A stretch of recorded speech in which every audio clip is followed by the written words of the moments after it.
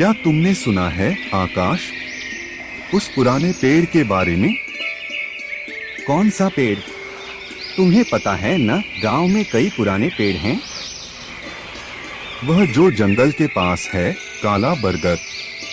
कहते हैं रात को वहां अजीब आवाजें आती हैं। तुम भी न नरेश, भूत प्रेत की कहानियों में क्यों विश्वास करते हो? वो बस एक पुराना पेड़ है। तुम देखना आकाश, एक दिन तुम भी यकीन करोगे। अगर हिम्मत हो तो चलो उस पेड़ तक। दूसरे दिन नरेश और आकाश हाथ में लकड़ी का लट्ठा लिए जंगल की ओर बढ़ते हैं।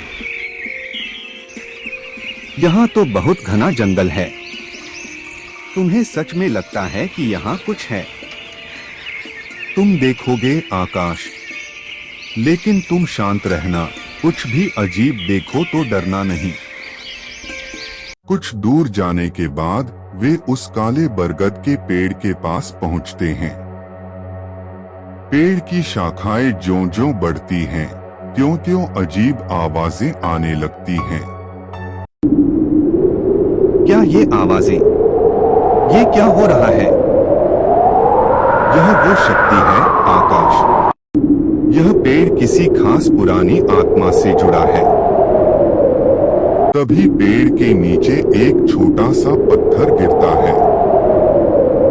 अचानक पेड़ से एक बर्फीली हवा चलने लगती है और पेड़ के पास एक आकृति बनती है। नरेश, यह क्या है? यह तो किसी इंसान जैसा लगता है। यह वही आत्मा है। वह आत्मा जो इस पेड़ के नीचे हमेशा रहती है। आकृति धीरे धीरे साफ होती है और दिखती है एक वृद्ध महिला की। उसकी आंखें चमक रही होती हैं।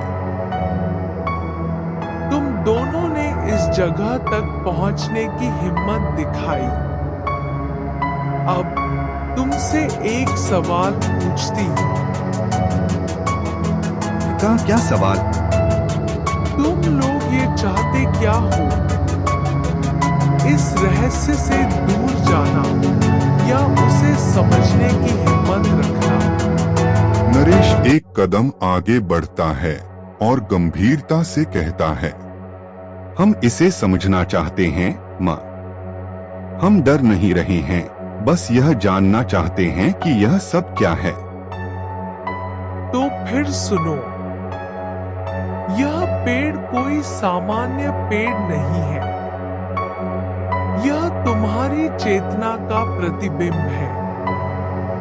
तुम्हारे डर, तुम्हारी इच्छाएं, तुम्हारी कल्पनाएं, सब कुछ इस पेड़ में समाहित है। तो क्या हमें बस अपने डर से मुकाबला करना है? ठीक समझे तो। डर से भागने से कुछ नहीं मिलेगा। उसे समझो, उसे स्वीकार करो और तब यह पेड़ तुम्हारी मदद करेगा।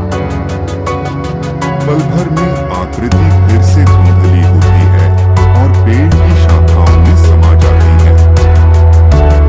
अचानक सब कुछ शांत हो जाता है। हमारी यात्रा अब शुरू होती है आकाश।